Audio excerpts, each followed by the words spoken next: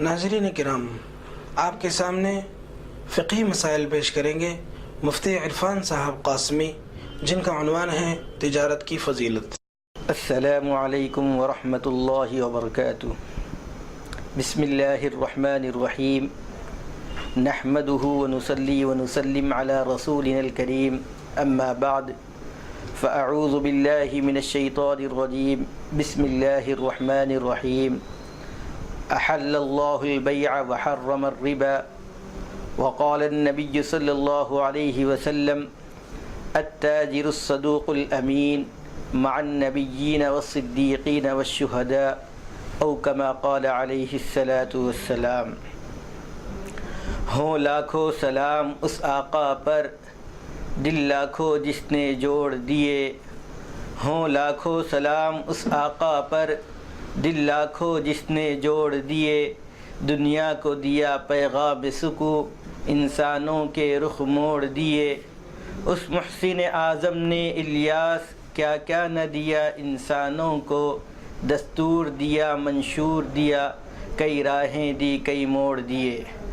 محترم سامعین کرام، اللہ رب العزت نے جو شریعت نبی کریم صلی اللہ علیہ وسلم کے واسطے سے ہمیں دی ہے، اس شریعت کے اندر اللہ رب العزت نے ہمیں ماں کی گود سے لے کر، بلکہ میں یہ کہنا چاہتا ہوں کہ مادر رحم سے لے کر ہم کو قیامت تک آنے والے تمام مسائل کا حل جناب نبی کریم صلی اللہ علیہ وسلم نے ہمیں سکھلایا ہے۔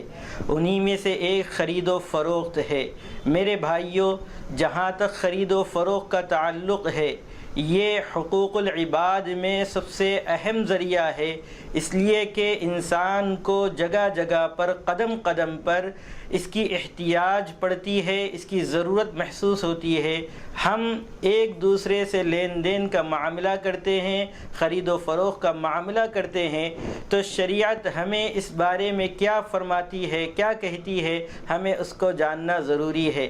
میرے بھائیوں، جہاں تک اللہ رب العزت نے قرآن مجید میں خرید و فروخت کے متعلق فرمایا ہے، تو ارشاد باری تعالی ہے احل اللہ البیع وحرم الربا، کہ اللہ رب العزت نے بیع کو یعنی خرید و فروخت کو حلال کیا ہے اور سود کو حرام کیا ہے۔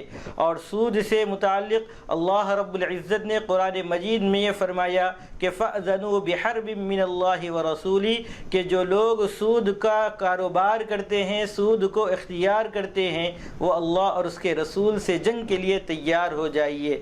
میرے بھائیوں، جیسا کہ میں نے خطبے کے اندر حدیث شریف پڑھی ہے، جس میں اللہ کے رسول صلی اللہ علیہ وسلم فرماتے ہیں التاجر الصدوق الامین، کہ سچا اور امانت دار تاجر کل قیامت کے دن مع النبیین والصدیقین والشہداء، کہ جو نبیوں اور صدیقین اور شہداء کی فہرست میں اس کا شمار ہوگا، ان کے ساتھ اس کو اکٹھا کیا جائے گا۔ جہاں تک شریعت کی بات ہے تو علماء اکرام خرید و فروخت کی تعریف یہ کرتے ہیں مبادلۃ المال بالمال تملیکا، کہ ایک مال کا دوسرے مال سے بطور تملیک تبادلہ ہو، اس کو شریعت میں بیع کہا جاتا ہے۔ اس کی مثال یہ ہے کہ مجھے یا آپ کو کوئی چیز خریدنا ہو تو ہم تاجر کے پاس جاتے ہیں، جانے کے بعد ہم جو پیسہ دیتے ہیں وہ بھی مال ہوتا ہے، اور جو چیز ہم کو خریدنے ہوتی ہے وہ بھی مال ہوتا ہے۔ تو مال کا مال کے ذریعے سے یا مبیع کا ثمن کے ذریعے سے جو تبادلہ ہوتا ہے، اس میں تملیک پائی جانی شرط ہے۔ اگر تملیک نہیں پائی جائے گی تو ایسی صورت میں خرید و فروخت کا اطلاق نہیں ہوگا۔ اگر تملیک پائی جائے گی یعنی ہم جو سامنے والے کو جو قیمت دے رہے ہیں وہ اس کا مالک ہو جائے، اور اس سے جو چیز ہم خرید رہے ہیں ہم اس کے مالک ہو جائیں، تو ایسی صورت میں خرید و فروخت صحیح ہوگی۔ ورنہ سامنے والا ہمارا پیسہ تو رکھ لے، لیکن جو مال ہمیں دے رہا ہے اس کے متعلق یہ کہے کہ ایک دو دن کے بعد میں اس کو لے لوں گا، تو یہ خرید و فروخت کی تعریف میں نہیں آئے گا۔ تو میرے بھائیوں، کتابوں کے اندر اور فقہاء کرام نے قرآن و حدیث کی روشنی میں بیع و شراء کی بہت ساری ساری اقسام نقل کی ہیں اور بہت ہی شرح و بس کے ساتھ اپنی کتابوں کے اندر اس کو نقل کیا ہے۔ میں اختصار کے ساتھ پہلے ان اصولوں کو تذکرہ کروں گا جس میں جناب نبی کریم صلی اللہ علیہ وسلم نے بیع کو جن چیزوں سے آپس میں دھوکہ دہی یا لین دین کے معاملے میں ایک دوسرے کے اوپر بھروسہ نہ ہونا یا اعتماد میں کمی واقع ہو جانا، ان تمام صورتوں سے اللہ کے رسول صلی اللہ علیہ وسلم نے منع فرمایا ہے۔ سب سے پہلے شریعت نے خرید و فروخت کی ان تمام صورتوں کو ناپسند کیا ہے جن میں کسی پہلو سے دھوکہ دہی ہوتی ہو یا پائی جاتی ہو، شریعت نے اس کو منع کر دیا ہے۔ اگر بائع یعنی بیچنے والا یا تاجر سامان کے اندر یعنی مبیع کے اندر کوئی عیب ہو اور اس کو چھپا کر سامنے والے کو بیچ دے تو ایسی صورت میں جناب نبی کریم صلی اللہ علیہ وسلم نے خیار رویت اور خیار عیب یعنی دیکھنے کے بعد اگر مبیع پسند آئے تو گاہک خریدنے کے لیے رضامند ہو سکتا ہے، اگر پسند نہیں آئے دیکھنے کے بعد تو اس کو واپس کرنے کا وہ مجاز ہے۔ اسی طریقے سے سامان کے اندر کوئی عیب نکل آئے تو ایسی صورت میں گاہک یعنی مشتری جو خرید رہا ہے اس کو واپس کرنے کا پورا اختیار شریعت نے دے رکھا ہے۔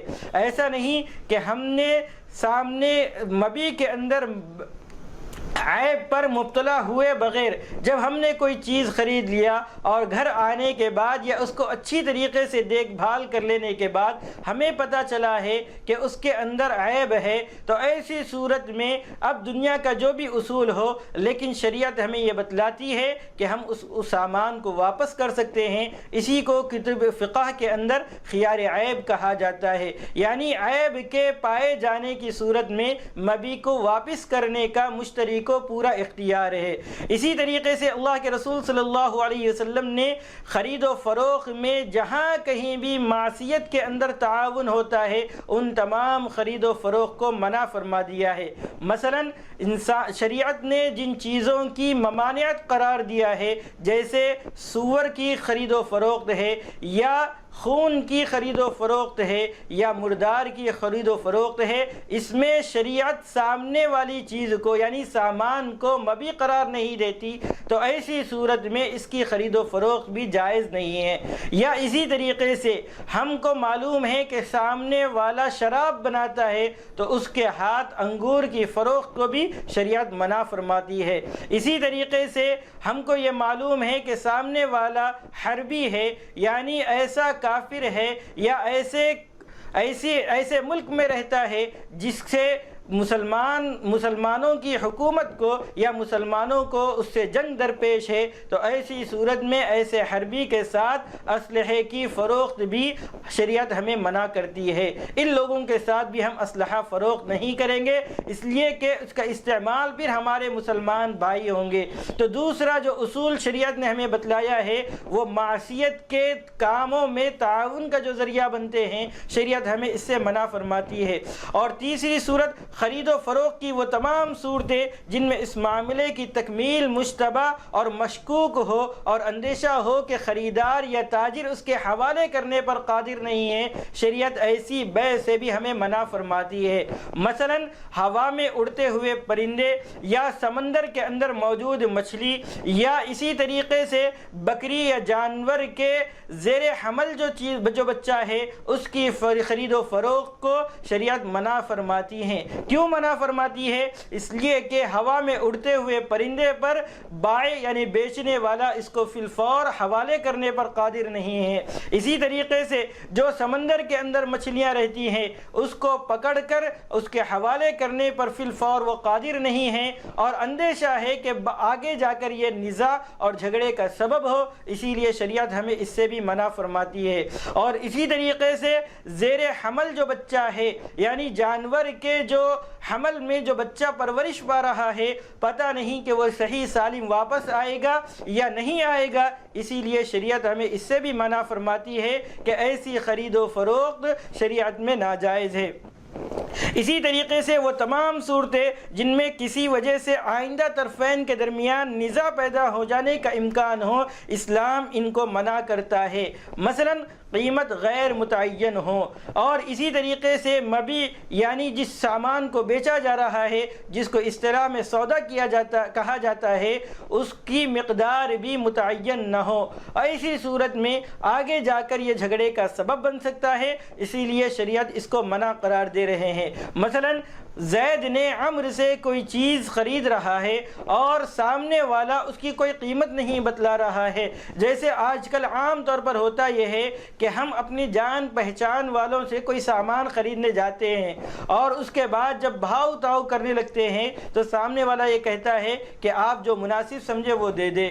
جب ہم ان سے اصرار کر کے جب قیمت تعین کرنے کے لیے بات کہی جاتی ہے تو وہ ٹال مٹول کرنے لگتے ہیں، لیکن جب بات پیسوں کی آتی ہے، خرید و فروخت ہونے کے بعد، معاملہ طے ہو جانے کے بعد، مبی کو استعمال کر لینے کے بعد سامنے والے کو جب قیمت ادا کرنا ہوتا ہے تو وہ مارکیٹ کی قیمت سے زیادہ لے لیتے ہیں، اور جس سے آپس میں بغض اور نفرت کا سبب ہوتا ہے۔ اسی لیے شریعت نے یہ کہا ہے کہ طرفین جب آپس میں کوئی چیز کی خرید و فروخت کر رہے ہیں تو اس صورت میں مبی کی مقدار بھی متعین ہو اور قیمت بھی متعین ہو۔ اور اسی طریقے سے قیمت یا سامان کی مقدار متعین نہیں ہے یا قیمت ادا کرنے کا وقت متعین نہیں ہے، شریعت ایسی بے کو منع کرتی ہے۔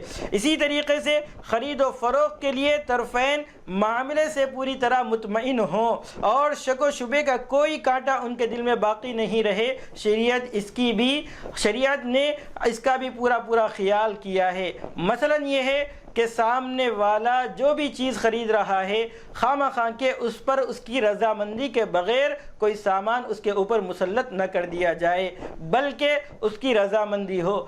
بعض معاملات ایسے دیکھنے میں آتے ہیں کہ سامنے والا ابھی اس کو پسند نہیں آتا ہے، وہ کہنے والے یہ کہتے ہیں کہ جب آپ پسند آئے جبھی اس کی قیمت ادا کرنا، ابھی تو فی الفور لے کر چلے جائیے، اور اس طریقے سے اس کو خواہ کہ اس کے ہاتھ میں اس کو زبردستی تھما دیا جاتا ہے۔ شریعت یہ نہیں چاہتی ہے، شریعت یہ چاہتی ہے کہ سامنے والا یعنی گاہک پوری طریقے سے مطمئن ہو جائے اور اس کے دل میں ذرا برابر بھی شکوک و شبہات نہ رہے، اس مطمئن ہو کر پوری رضامندی کے ساتھ وہ یہ خرید لے اور سامنے والے کو پیسہ دے دے۔ شریعت نے اس کا پورا لحاظ کیا ہے۔ شریعت یہ بھی چاہتی ہے کہ خرید و فروخت کے معاملے میں ایسی کوئی شرط نہ لگائی جائے جو معاملے بیع کے اصل تقاضوں کے خلاف ہو۔ کیا مطلب ہے؟ مطلب یہ ہے کہ شریعت یہ چاہتی ہے کہ سامنے والا یعنی گاہک جو ہے بائع سے یعنی تاجر سے جو چیز خرید رہا ہے، تاجر کی طرف سے کوئی ایسی شرط نہ لگا دی جائے جس کی وجہ سے گاہک کو اس کے تصرف کرنے پر یعنی مبی کو قبضے میں لے لینے کے بعد اس کے تصرف میں اس کا اختیار باقی نہ رہے۔ ایسی شرط اگر بائع کی طرف سے لگا دی جائے یعنی تاجر کی طرف سے لگا دی جائے تو شریعت اس کو بیع نہیں کہتی ہے، بلکہ یہ بیع کے خلاف ہے۔ اس لیے کہ جب بیع یعنی سامنے والا پیسے دے کر کوئی سامان خرید رہا ہے تو ایسی صورت میں سامان اس کے حوالے ہو جانے کے بعد اس کو مکمل اس کے تصرف کا حق حاصل ہو، بغیر تصرف کے حق کے حاصل ہونے کے بیع منعقد نہیں ہوا کرتی ہے۔ اس کی مثال ایسی ہے کہ زید نے عمرو سے 2 کلو گیہوں خریدا، خریدنے پر اس نے گیہوں کی قیمت ادا کر دی۔ اب بائع یہ کہتا ہے کہ اس گیہوں کو آپ ابھی پکائیے مت، 2-4 دن کے بعد میں اس کو واپس لے لوں گا، یا میں اس کی قیمت زیادہ ادا کروں گا، یا کوئی ایسی شرط لگا دے رہا ہے جس سے مبی پر مکمل فائدہ حاصل نہیں کر سکتا مشتری، تو ایسی صورت میں یہ بیع شریعت یہ کہتی ہے کہ یہ بیع صحیح نہیں ہے، بلکہ اس کو بیع منعقد ہی نہیں ہوتی ہے، بیع کا اطلاق اس پر نہیں ہوتا ہے۔ تو میرے بھائیوں، اسی طریقے سے شریعت ان تمام جھگڑوں سے بیع کو، خرید و فروخت کو پاک کرنا چاہتی ہے، اور اسی طریقے سے تاجرین کے درمیان بھی یہ اصول بتلایا گیا ہے کہ وہ بیع پر بیع منعقد نہ کرے۔ اس کی مثال یوں ہے کہ بائع ایک مشتری سے، ایک گاہک سے اپنا سامان فروخت کرنے کے لیے بات چیت کر رہا ہے اور سامنے والا اس کا بھاؤ تاؤ کر رہا ہے، ایسی صورت میں دوسرے تاجر کی طرف سے یہ آفر کرنا یا اس کو یہ لالچ دینا کہ میرے پاس خریدنے پر آپ کو اتنے فیصد چھوٹ ہے، یا آپ سامنے والے سے جو تاجر سے جو سامان خرید رہے ہیں میرے پاس خریدنے پر اس سے کم قیمت میں تمہیں یہ چیز دستیاب ہوگی، تو شریعت ایسی بے کو بھی صحیح نہیں کہتی ہے۔ اس کو کہا جاتا ہے کہ اپنے بھائی کی بے پر بے کر دینا، جس کو شریعت ممنوع قرار دیتی ہے، منع کرتی ہے۔ ہاں اگر وہ وہاں سے چلے جانے لگے اور بے مجلس ختم ہو جائے تو ایسی صورت میں پھر وہ گاہک کو اپنے پاس بلا کر پھر اپنے سے الگ سے خرید و فروخت کا معاملہ کرے، یہ الگ بات ہے۔ لیکن ایک تاجر سے بات ہو رہی ہے اور دوسرا تاجر اس کے اندر دخل اندازی کر کے گاہک کو اپنی طرف متوجہ کر لے، شریعت اس کی اجازت نہیں دیتی۔ آج مارکیٹ کے اندر بازاروں میں اس کا رواج عام ہوتا جا رہا ہے، تاجر ایک سے بات چیت کرتا ہے، دوسری طرف سے دوسرا تاجر یا اس کا نمائندہ وہاں سے اعلان کرتا ہے اور کہتا ہے کہ ہمارے پاس اتنی فیصد چھوٹ ہے، ہمارے پاس اتنی کم قیمت میں یہ سامان دستیاب ہے، جس کی وجہ سے گاہک اس کے پاس چلا جاتا ہے۔ شریعت اس کی اجازت نہیں دیتی۔ اسی طریقے سے شریعت یہ بھی چاہتی ہے کہ طرفین جو معاملہ کر رہے ہیں وہ صاحب عقل ہو۔ امام شافعی رحمۃ اللہ علیہ کے نزدیک نابالغ کی خرید و فروخت تو جائز ہی نہیں ہے، لیکن حنفیہ اور دوسرے ائمہ اکرام کے نزدیک اگرچہ کہ ممیز ہو، یعنی نابالغ تو ہے لیکن صاحب تمیز ہے اور اسی طریقے سے کم عقل ہے، تو اس کی خرید و فروخت کی اجازت تو دی ہے، لیکن جھگڑوں سے بچنے کے لیے، نزاع سے بچنے کے لیے وہاں پر ان علماء اکرام نے یہ بھی کہا ہے کہ اگر سامنے والے کے ولی اگر آ جائیں اور وہ اس بے کو نافذ نہ کرنا چاہیں تو اس کا اختیار ہے۔ میرے بھائیوں، اسی طریقے سے خرید و فروخت کے اندر مبیع اور سامان، یعنی مبیع اور قیمت، ان دونوں کی تعیین اور ان کی مقدار بھی ضروری ہے، اور اسی طریقے سے بائع کے لیے یعنی تاجر کے لیے شریعت یہ چاہتی ہے کہ وہ جو سامان کو بیچ رہا ہے اس پر مکمل قادر ہو اور فی الفور حوالے کرنے پر قادر ہو، اور اسی طریقے سے مشتری یعنی جو گاہک ہے اس کو بھی یہ اختیار ہے کہ وہ اگر چاہیں تو آپسی رضامندی کے ساتھ وہ بے کو جائز قرار دے اور بے کو خریدے۔ اللہ رب العزت نے قرآن مجید میں بھی فرمایا کہ اے لوگو کہ تم لوگ آپس میں مال کو باطل طریقے سے مت کھاؤ، یعنی ناحق طریقے سے تم ایک دوسرے کے مال کو مت کھاؤ بلکہ آپسی رضامندی سے۔ تو سب سے پہلی چیز جو بے خرید و فروخت کے اندر ہوتی ہے وہ یہ ہے کہ طرفین کی رضامندی ہو۔ طرفین کی رضامندی کے بغیر ان پر کوئی چیز مسلط کر دینا شریعت اس کا اختیار نہیں دیا ہے۔ اور اسی طریقے سے شریعت نے زمانے جاہلیت کی ان تمام بیعوں پر گرہ لگائی ہے اور ان تمام بیعوں کو کالعدم قرار دیا ہے جو بعد میں نزاع اور جھگڑے کا سبب ہوتے ہیں۔ چنانچہ پہلے زمانے میں جو بیع ملامست ہوا کرتی تھی، یعنی چھونے کی بیع، اور اسی طریقے سے زیر حمل بچے کی جو خرید و فروخت کا معاملہ ہوتا تھا، شریعت نے اس کو ناجائز قرار دیا ہے، اور اسی طریقے سے اڑتے ہوئے پرندے کی بیع کو بھی شریعت نے ناجائز قرار دیا ہے، اس لیے کہ بائع مبیع کو فی الفور ادا کرنے پر قادر نہیں ہے۔ اسی طریقے سے بیع کی صحیح ہونے کی جو شرائط ہے ان میں سے ایک یہ ہے کہ دونوں کا یعنی خرید و فروخت میں دونوں کا فائدہ ہو۔ اگر ایک کی طرف سے 1 روپیہ خریدا جا رہا ہے اور بدلے میں دوسری کی طرف سے 1 روپیہ دیا جا رہا ہے تو چونکہ اس میں دونوں طرف سے کوئی فائدہ نہیں ہے، اسی لیے شریعت جو ہے اس کو بیع نہیں کہتی ہے۔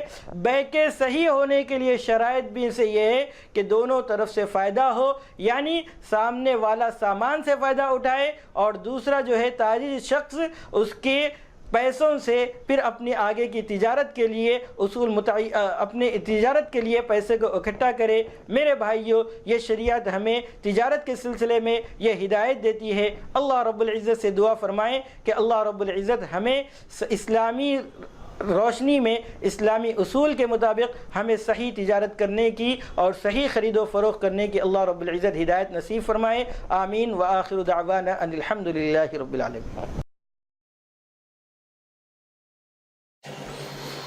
اعوذ باللہ من الشیطان الرجیم.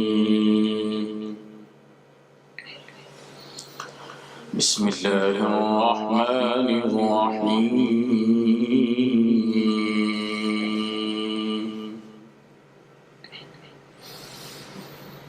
وَلِلَّهِ مُلْكُ السَّمَاوَاتِ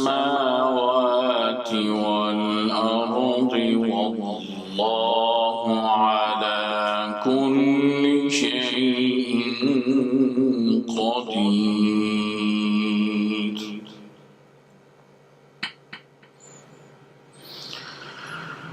إِنَّ فِي خَلْقِ السَّمَاوَاتِ وَالْأَرْضِ وَاخْتِلَافِ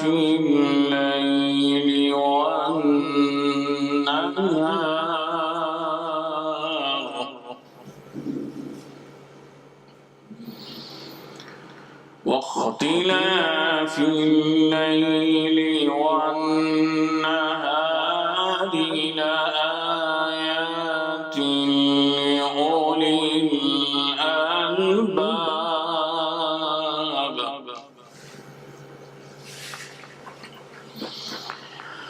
الَّذِينَ يَذْكُرُونَ اللَّهَ قِيَامًا وَقُعُودًا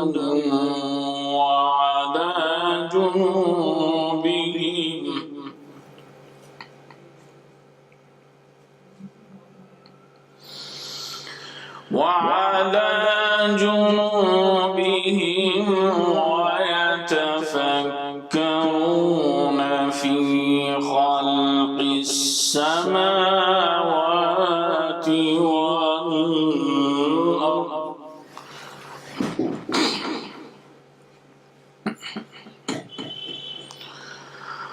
ربنا ما خلقت هذا باطلا سبحانك فقنا عذاب النار.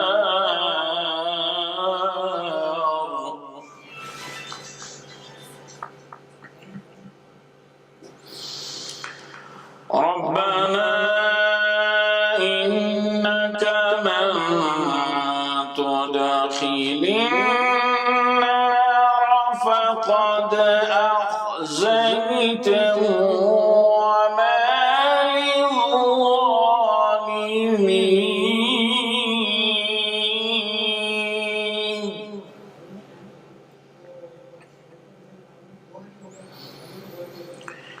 وما للظالمين من أنصار.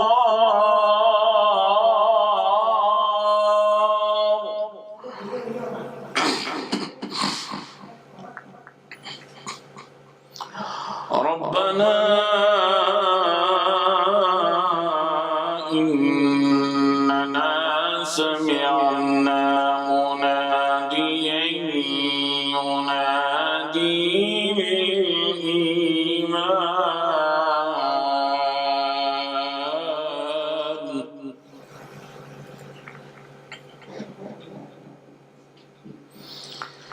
مناديا ينادي للإيمان أن آمنوا بربكم فآمنا.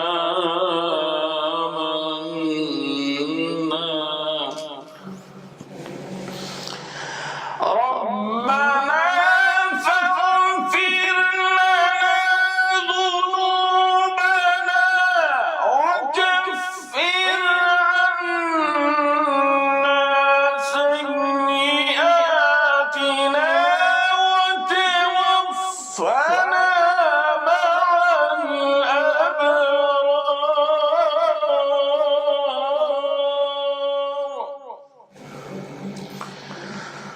ربنا وآتنا ما وعدتنا على رسلك ولا تخزنا يوم القيامة إنك لا تخلف الميعاد.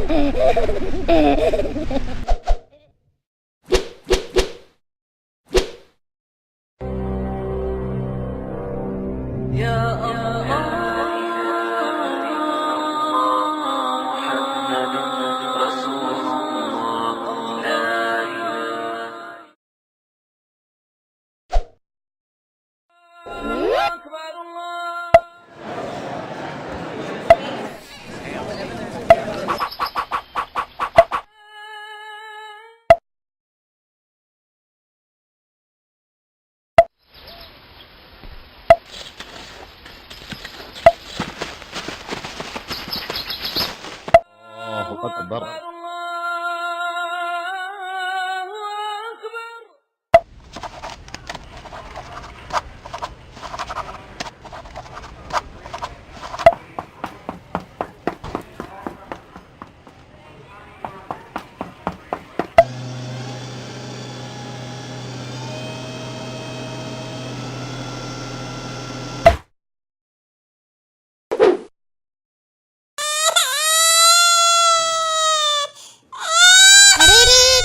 हमारा नन्ना मूसा इतना रो क्यों रहा है? अभी अम्मी आ जाएंगे। इस्माइल, जरा वो बेबी पाउडर का डब्बा ले आओ। क्या हुआ? पाउडर का डब्बा कहाँ है? आयशा, हम इस पाउडर का इस्तेमाल नहीं करेंगे। अरे वो क्यों भला? आयशा, हम अच्छा खा रहे हैं, अच्छे अच्छे कपड़े पहन रहे हैं और हमारी हर ख्वाहिश पूरी हो रही है। कितने खुश हैं हम लोग। तो आज इस्माइल बड़ी सूझबूझ की बात कर रहे हैं, लेकिन बात क्या है? आयशा देखे नहीं, ऐसे हमारी तरह नन्हे बच्चे को ये लोग मार रहे हैं। कौन लोग? और इसमें पाउडर से क्या? वही लोग जो इंसानियत के दुश्मन हैं। पाउडर ही नहीं, मैं तो आज के बाद उनकी कंपनीज के चॉकलेट्स, उनके कंपनीज के सॉफ्ट ड्रिंक्स कुछ भी नहीं खाऊंगा पीऊंगा। अब समझी। इस्माइल, तुम इंसानियत के दुश्मनों की कंपनीज और उनके सामान की बात कर रहे हो ना? तुम्हारी बात तो बिल्कुल ठीक है, लेकिन हमें इन चीजों की जरूरत है। नहीं आयशा, जिन चीजों की मदद से इनको फायदा पहुंचता हो, जिससे बेगुनाहों का कत्ल करने में इन्हें मदद जाती है, उसे भला हम कैसे इस्तेमाल करें? हाँ सोचो, अगर ऐसा जुल्म हम पर हो तो? हाँ फिर क्या तब भी हम इन चीजों का इस्तेमाल करेंगे? नहीं, हरगिज नहीं। तुम ठीक कहते हो इस्माइल। हम अपने इस अमल से बेगुनाह मासूम और मजलूमों की मदद कर सकते हैं। आओ हम अब्बू से कहते हैं कि ये चीजें हमें नहीं चाहिए, लेकिन हमें दूसरी कंपनी की चीजें अच्छी भी तो नहीं लगती। वो मासूम बच्चे अपनी जान गंवा रहे हैं, तो क्या हम इतनी छोटी सी कुर्बानी नहीं दे सकते? जरूर दे सकते हैं। चलो आज ही से हम इन कंपनीज के पाउडर, सॉफ्ट ड्रिंक्स और चॉकलेट वगैरह जो किसी को गलत काम करने में फायदा पहुँचाती है, उसे अपने घर कभी नहीं लाएंगे। अल्लाह हमसे कितने खुश होंगे ना, क्योंकि एक इंसान की जान बचाना पूरी इंसानियत को बचाने के बराबर है। हाँ, और इस इंसानियत को बचाने के काम में हमारे इस छोटे से अमल को अल्लाह कबूल करे। चलो अब्बू से कहते हैं। एक मिनट आयशा, मेरे छोटे भाइयों और बहनों, आप लोग भी इन चीजों का आज ही से इस्तेमाल बंद कर दें, जिनसे इंसानियत के दुश्मनों को फायदा पहुँचता हो। बिल्कुल अभी से। फिर मिलेंगे। अल्लाह हाफिज।